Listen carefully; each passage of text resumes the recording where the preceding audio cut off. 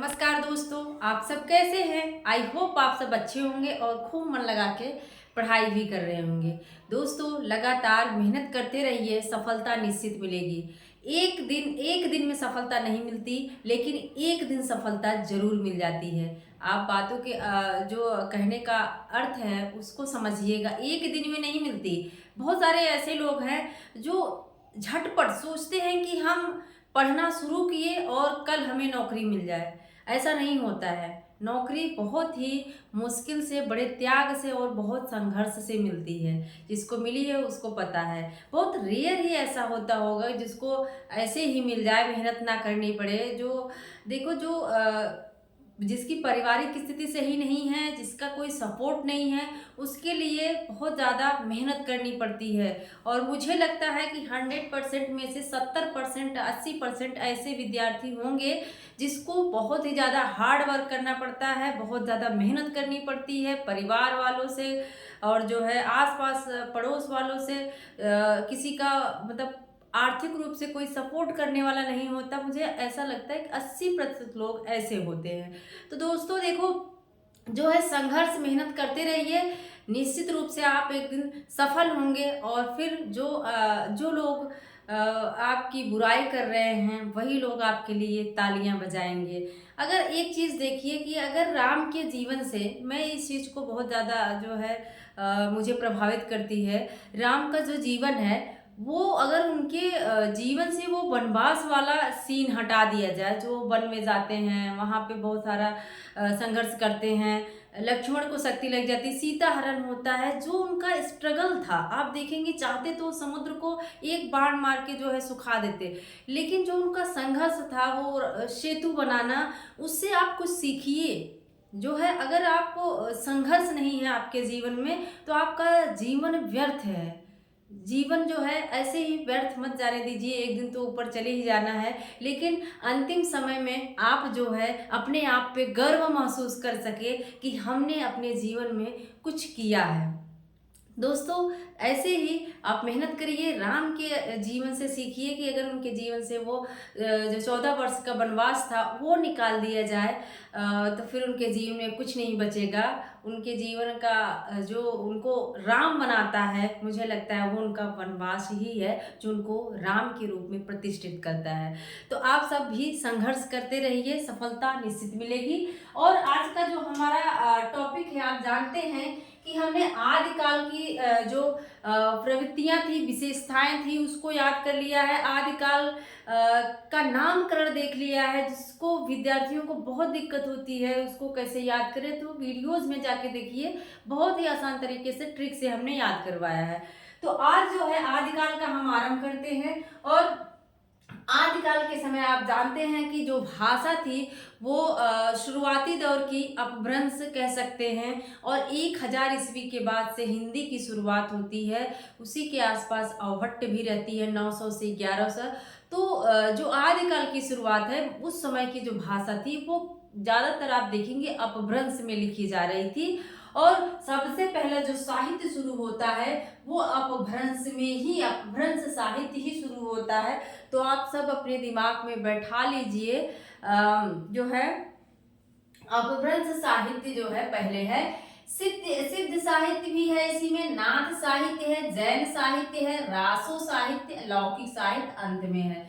तो इसको जानते रहिए। हम जो है आदिकाल में कई साहित्य पढ़ते हैं, अपभ्रंश साहित्य, सिद्ध साहित्य, नाथ, जैन, ये सारे जो है आदिकाल में आते हैं। रासो साहित्य जो कि बहुत ज़्यादा इम्पोर्टेंट है। तो हमने आज सबसे पहले लिया है अपभ्रंश साहित्य। अपभ्रंश साहित्य को जानने से पहले सबसे पहले ये जान लीजिए कि अपभ्रंश भाषा का प्रयोग सर्वप्रथम कहाँ मिलता है। अपभ्रंश भाषा, एक चीज देखिएगा, भाषा की बात यहाँ हो रही, भाषा का सर्वप्रथम प्रमाणित प्रयोग कहाँ मिलता है, एग्जाम में पूछा जाता है। तो आप सब जानते होंगे कि पतंजलि के महाभाष्य में। कहाँ मिलता है? जो पतंजलि द्वारा लिखित, पतंजलि द्वारा लिखित कौन सी रचना है? महाभाष्य है। कौन सी है? महाभाष्य है उसमें जो है प्रमाणित अपभ्रंश भाषा का प्रमाणित उल्लेख मिलता है। तो कंफ्यूज मत होइएगा, प्रमाणित प्रयोग अगर पूछे तो प्र से पा आ रहा है प्रयोग और पा से ही पतंजलि है। क्या है ऑप्शन में रहेगा प्रयोग। अगर कहता है कि शब्द का सर्वप्रथम प्रयोग किसने किया तो पा से प्रयोग और पा से ही पतंजलि है। आप भरत मुनि ने मत लगाइएगा।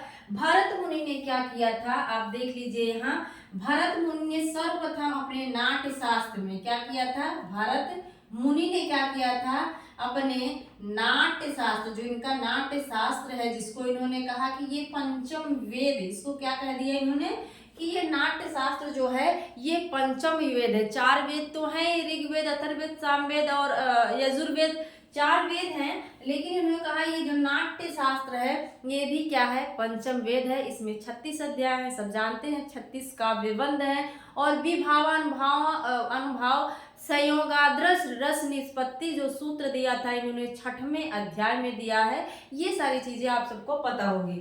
तो नाट्य शास्त्र में इन्होंने क्या किया, कहा क्या हुआ इनके नाट्य शास्त्र में जो उदाहरण इन्होंने क्या किया, अपभ्रंश का उदाहरण सबसे पहले दिया। अपभ्रंश भाषा का एक उदाहरण दिया।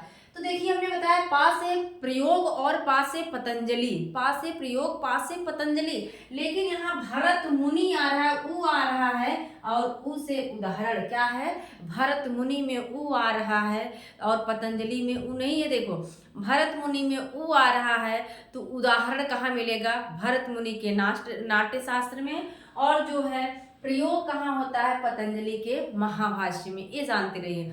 इसके बाद एक चीज और पूछता है कि रामचंद्र शुक्ल का कथन है कि सर्वप्रथम अपभ्रंश का उल्लेख कहाँ मिलता है, वल्लभी के राजा धारसेन द्वितीय। तो एक चीज याद रखिए एग्जाम में पूछेगा, धारसेन द्वितीय को याद रखिएगा।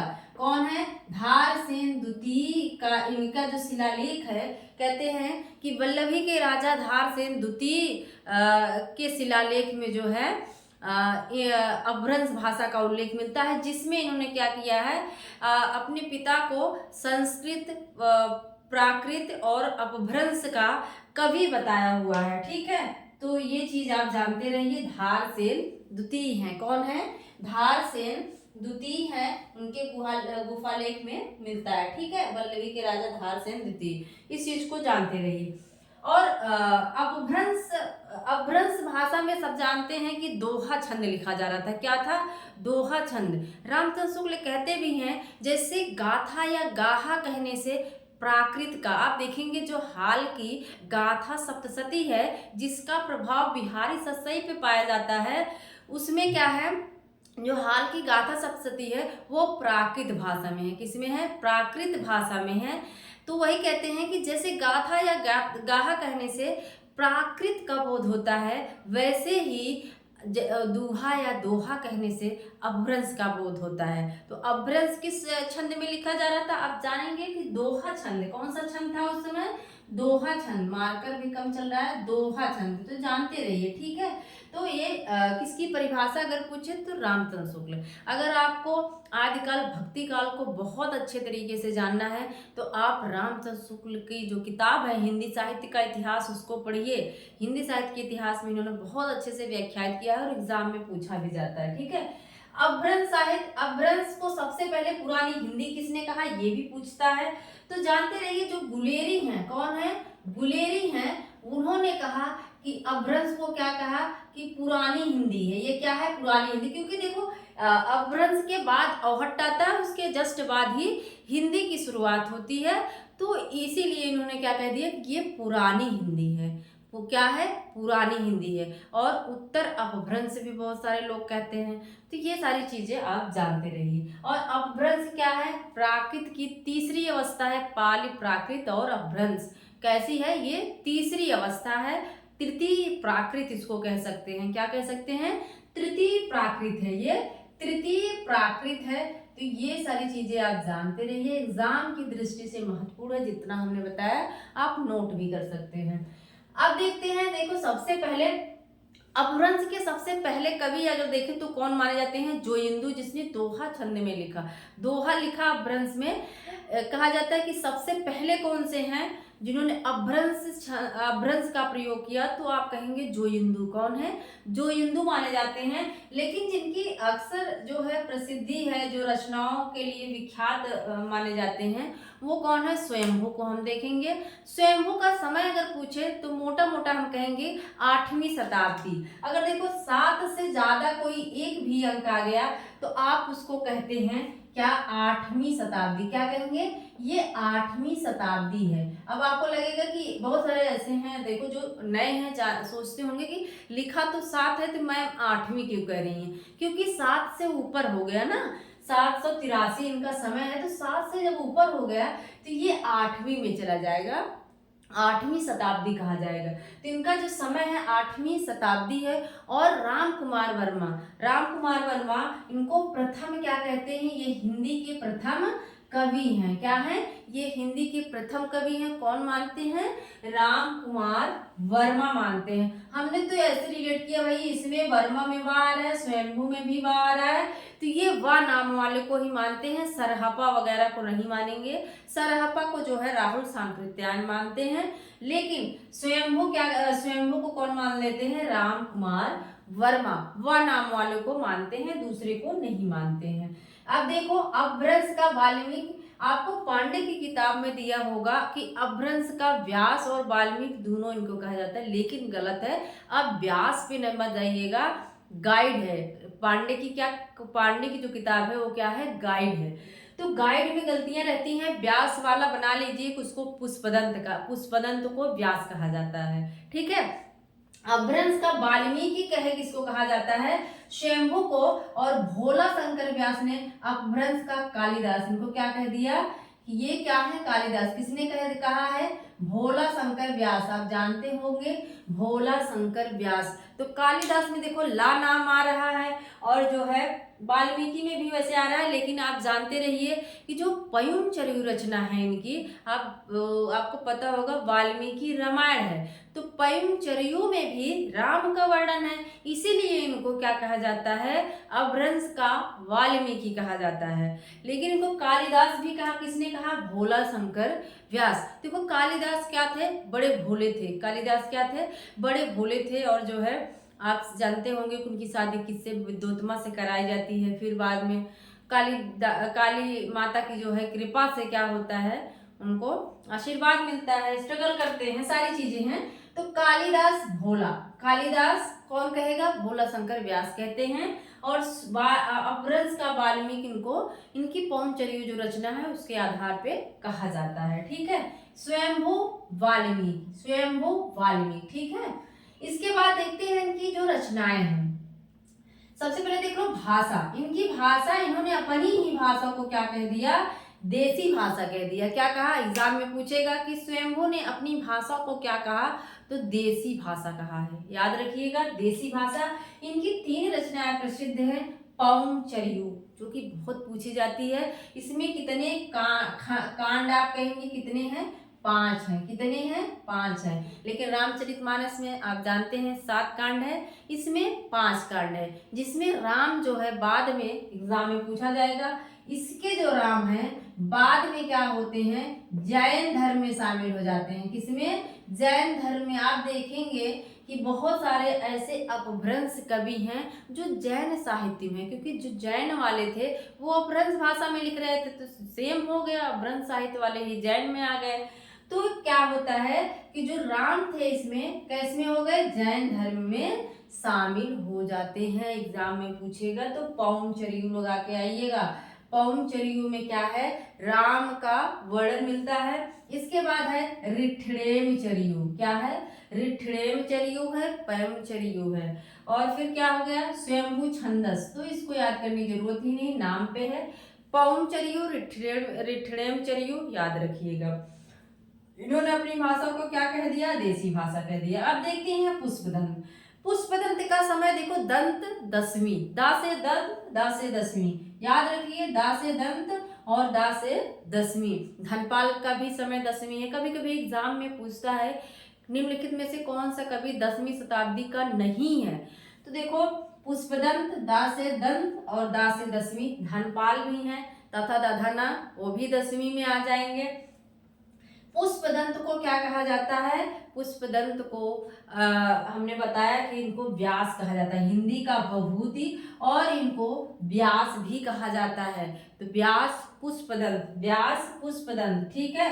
अब देखो, जो व्यास है आप देख रहे हैं, या दिख रहा है, वो पा की तरह होता है ना। बहुत सारे लोग देखो या बनाते हैं और पा बनाते हैं, लगभग सेम दिखता है। तो वहीं से थोड़ा सा रिलेट कर लीजिए। अगर व्यास पूछ रहा है तो या भी जो है पा की तरह होता है, तो पुष्पदंत होंगे, स्वयंभू नहीं होंगे। मतलब या नाम वाले पे नहीं जाना है, जिसमें या नहीं है उसी को कर लगाना है। व्यास पुष्पदंत, ठीक है। शिव सिंह सेंगर क्या कहते हैं?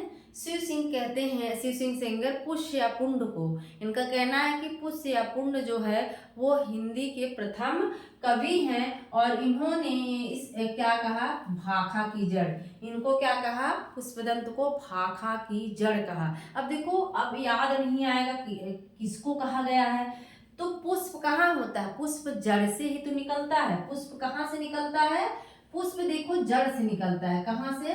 पुष्प कहाँ से निकलेगा? जड़। तो भाखा की जड़ किसको कहते हैं? ये पुष्प दंत को कहते हैं। हिंदी का भवभूत व्यास कहा जाता है।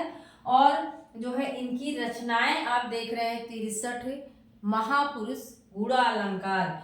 इसमें क्या है? जो जैन धर्म के 63 महापुरुष हैं, उनका वर्णन है। और इसको महापुराण की भी संज्ञा दी जाती है। क्या कहा जाता है? इसको महापुराण की भी संज्ञा दी जाती है। और रय कुमार चरियू, इसको नाग चरित भी कहा जाता है, याद रखिएगा। रय कुमार चरियू, आप देखेंगे कि जैसे कृष्ण को कृष्ण कहा जाता है, तो रा को ना पढ़ा जाता है। रा तो संस्कृत तत्सम है, लेकिन तद्भव में करेंगे तो वो ना हो जाता है। तो यहीं से आप रिलेट कर लीजिए। अगर पूछे नाग चरित किसे कहते हैं, तो याद रख लेना, रा को क्या हो जाता है? रा का ना हो जाता है, तो नाग चरित, राय कुमार चरियू और जसहर चरियू। अब देखो, आप सब सोचेंगे ये चरियू चरियू वाली रचना स्वयंभू में कर देंगे। ऐसा नहीं करना है। जसहर, जस मतलब होता है यश, इसका तद्भव हुआ है जस का यश। जैसे यशोदा कहते हो, जमुना कहते हो, यमुना को जमुना बहुत सारे लोग कहते हैं। तो वही सामने रेट के देखो, जब किसी का यश होता है, जस बढ़ता है, तो उसके ऊपर पुष्प की वर्षा की जाती है कि नहीं? जब किसी का यस, कोई नौकरी पा लिया, किसी को कोई सफलता मिल गई, तो उसके ऊपर उसका जस बढ़ गया, यश बढ़ गया, और जब जस बढ़ गया तो उसके ऊपर पुष्प की वर्षा की जाती है। पुष्प की वर्षा की जाएगी तो पुष्पदंत हो जाएगा। पुष्प की वर्षा कब करेंगे? जस बढ़ने पे, जस, जसहर। और राय कुमार चरियू, आप देखेंगे नागों के ऊपर, नाग बाबा, अभी इसमें सावन चल रहा है तो नाग के ऊपर भी पुष्प चढ़ाया जा रहा है। तो राय कुमार चरियू नाग चरित, इस पे भी पुष्प चढ़ाया जाता है। तो किसकी रचना हो जाएगी? पुष्प दंत की हो जाएगी, ठीक है। और 63 महापुरुष गुड़ा अलंकार, ये तो याद ही होना चाहिए, महापुराण नाम से जाना जाता है। और भी कुछ रचनाएं हमने लिखा है, इसको भी देख लीजिए, सिर्फ रचनाएं इंपॉर्टेंट हैं। धनपाल 10वीं शताब्दी के हैं और इनकी रचना है भविष्यत कहा। अब याद कैसे रखेंगे? सबसे बड़ी तो दिक्कत यही है। भविष्यत कहा, देखो जिसके पास धन है, दौलत है, उसी का भविष्य अच्छा होने वाला है। पैसे की बहुत कीमत होती है। कहते हैं कि पैसा ही सब कुछ नहीं होता है, लेकिन पैसा भी बहुत कुछ होता है। इस बात, यही जो है क्या है, सत्य है। पैसा जिसके पास है वही जो है गर्मी में उसको गर्मी नहीं पता चलेगी और ठंडी में उसको ठंडी नहीं लगेगी, ठीक है। तो क्या है, कहते हैं कि धनपाल, धनपाल देखो क्या है इनकी रचना, भविष्यत कहा। अब हमने बताया जिसके पास धन होगा उसी का भविष्य अच्छा होने वाला है। तो भविष्यत कहा धनपाल की है, ठीक है। राम सिंह, मुनि राम सिंह है, जिसको क्या कहा जाता है? रहस्यवादी। क्या कहा जाता है? ये क्या है? रहस्यवादी कवि हैं, बहुत ज्यादा पूछा जाता है। तो देखो, राम को जितना जानेंगे आप उतना ही कम है। तो राम क्या है? रहस्य है। राम में क्या है? रहस्य है। तो रहस्यवादी किसे कहा जाएगा? राम को कहा जाएगा। और पाहुड़ दोहा, देखो राम कहाँ जाते हैं? जब जाते हैं सीता जी से विवाह होता है तो कहते हैं पाहुन आ गए। पाहुन मतलब जो दामाद होते हैं ना, तो कहते हैं पाहुन दोहा। राम को क्या माना गया वहां? पाहुन माना गया। तो पाहुन दोहा कौन लिखेगा भाई? राम सिंह लिखेंगे, मुनि राम सिंह। जो हिंदू जिन्होंने दोहा छंद में अपभ्रंश में जो है दोहा छंद लिखा हुआ है, और इनकी रचना है परमात्म प्रकाश योग सार। जो हिंदू को हमने देखो जोड़ा कि मम्मी उम्मी है, कहेंगे जोगी बाबा आएंगे। क्या कहते हैं? जोगी बाबा आएंगे। तो वही हमने रिलेट कर लिया। मम्मी कहती हैं जोगी बाबा, और जोगी जोगी से जो हिंदू हो गया।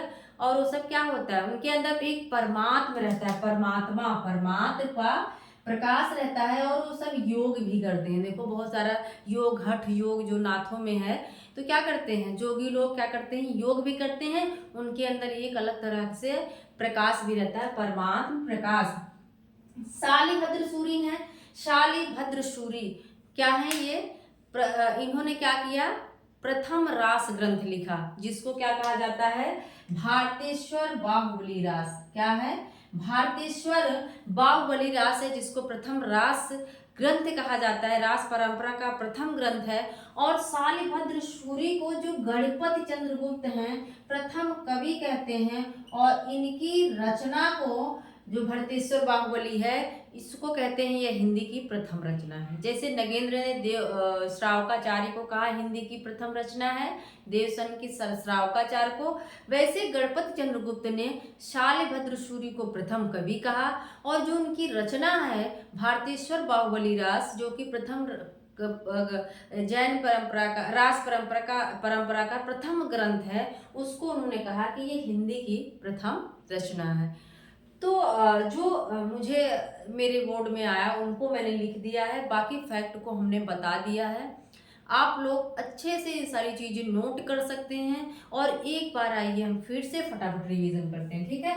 अपभ्रंश में आप देख रहे हैं स्वयंभू है, 8वीं शताब्दी है। इनको अपभ्रंश का वाल्मीकि और इनको भोला शंकर व्यास ने कालिदास कहा है। राम कुमार वर्मा है, वा से वर्मा स्वयंभू में भी वा आ रहा है, प्रथम कवि मानते हैं। इनकी रचनाएं हैं पौंचर्यो, रेठरेमचर्यो, स्वयंभू छंदस। देसी भाषा इन्होंने अपनी भाषा को कह दिया। पुष्पदंत है, दा से दंत, दा से 10वीं शताब्दी है। और शिव सिंह सेंगर, अब देखो पता कैसे चलेगा सेंगर ने प्रथम माना है? तो सेंगर मतलब हमने कहा शिव सिंह सेंगर, शिव को सब लोग पुष्प चढ़ाते हैं इस समय। तो शिव सिंह सेंगर किसको मानेंगे? पुष्पदंत को प्रथम मानते हैं। और भाखा की जड़ इन्होंने कहा है पुष्पदंत को, जड़ से ही पुष्प निकलता है, भाखा की जड़। हिंदी का भवभूति और व्यास इनको कहा जाता है। अब रिलेट कैसे करें कि भवभूति पुष्पदंत हैं? तो भूत का दांत दिखाया जाता है कि नहीं? आप पिक्चरों में मूवियों में देखेंगे कि जो भूत होता है उसके बड़े बड़े दांत दिखाए जाते हैं। तो पुष्पदंत भूत, भूत किसको कहेंगे? दांत दिखाते हैं पुष्पदंत। व्यास इन्हीं को कहा जाता है। रचनाएं 63 महापुरुष गुड़ा अलंकार महापुराण कहा जाता है। रय कुमार चर्यु को नाग चरित कहा जाता है, नागों के ऊपर पुष्प बरसाते हैं। जस होता है तब भी पुष्प बरसाते हैं, पुष्पदंत की है जसहर चर्यु। धनपाल 10वीं शताब्दी के हैं। और जब देखो भविष्य अगर अच्छा बनाना है तो धन तो होना चाहिए, धनपाल का भविष्य कहा। राम जब देखो शादी करके जाते हैं अपनी ससुराल, तो पाहुन बन के जाते हैं, पाहुड़ दोहा रहस्यवादी कवि। जो हिंदू परमात्मा प्रकाश, जोगी लोग के अंदर एक अलग प्रकाश रहता है, परमात्मा का प्रकाश, और योग भी करते हैं, योगसार। भारतेश्वर बाहुबली ने क्या लिखा? शालिभद्र सूरी ने क्या लिखा? भारतेश्वर बाहुबली, जिसको गणपति चंद्रगुप्त ने प्रथम कवि और इनकी रचना को प्रथम रचना माना है। तो आप सब जरूर बताइएगा कैसा लगा पढ़ के, अच्छा लगा कि नहीं, याद हुआ कि नहीं, सबसे बड़ी बात ये है। और मेरा पूरा वीडियो देखने के लिए आप सभी का बहुत बहुत धन्यवाद। मिलते हैं अगले वीडियो में। Thank you.